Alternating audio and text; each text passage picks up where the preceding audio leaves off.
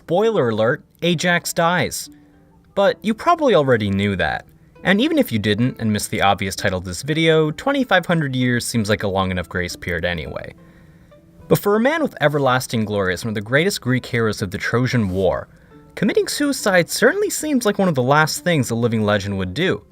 And I don't mean literally. This is Sophocles' Ajax.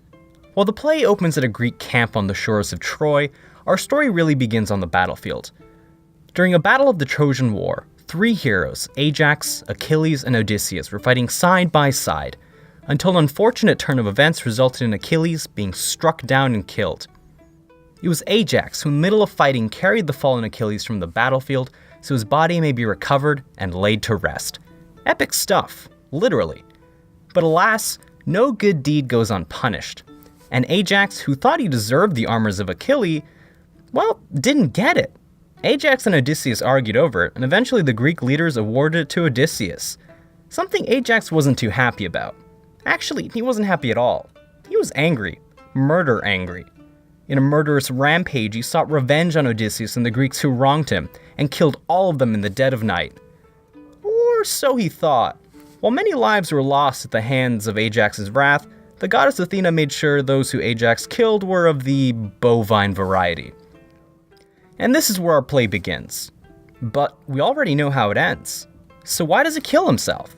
All he did was kill cattle. Well, all he did was kill cattle. I think he says it best himself. See how bold I was, how brave of heart, and fearless before my enemies, laying grim hands on docile beasts. Oy moy, how laughable, how humiliating.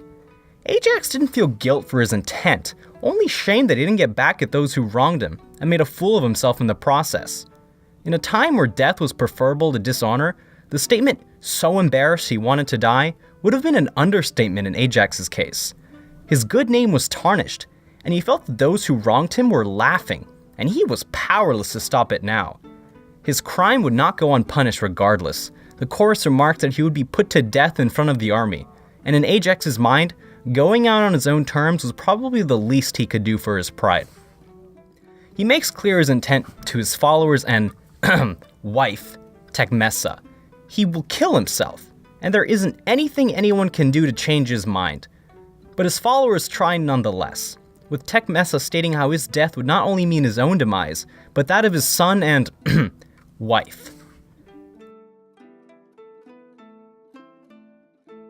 There are many warning signs that a person is about to commit suicide. Depression, removing and isolating themselves from people, stating that they will commit suicide. But these are obvious. There's one red flag that is often a red herring. Something so far removed from the others that it may convince those who know a suicidal person that they're cured. Happiness.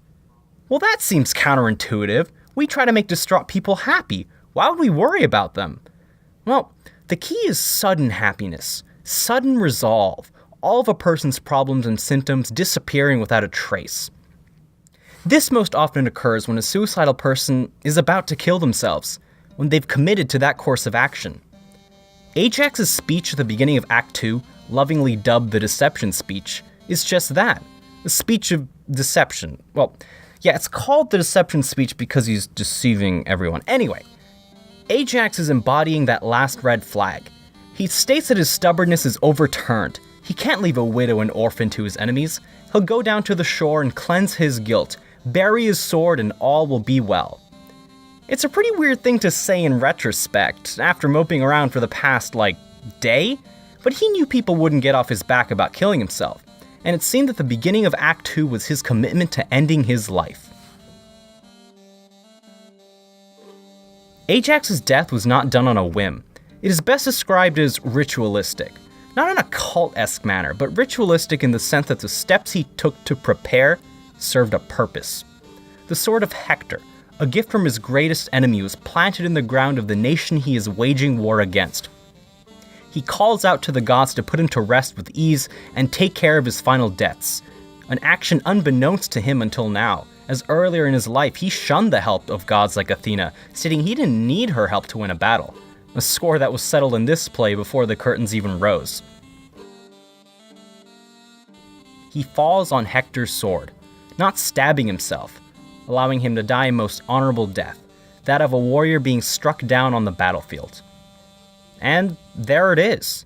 The Ajax is a tragedy of a man executed by dishonor, trying his best to die an honorable death in a world where it truly is death or dishonor above all.